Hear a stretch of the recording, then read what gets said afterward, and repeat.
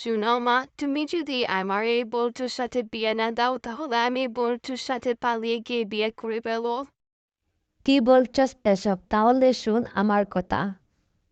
30 বছর আগে তোর বাবার সাথে আমি পালিয়ে আসছিলাম, বুঝছিস?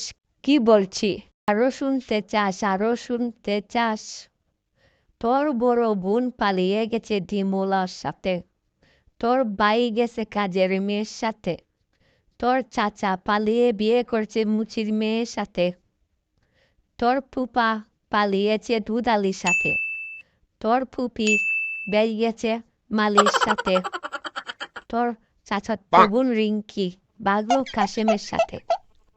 তোর বাবা 2বার পালিয়ে গিয়া বিয়ে করার চেষ্টা করলো পাশের বাড়ির করিমের বউয়ের সাথে। No, no, no, এখন no. তুই পালিয়ে গেলে আমার মান সম্মান তো কিছুই থাকবে না রে।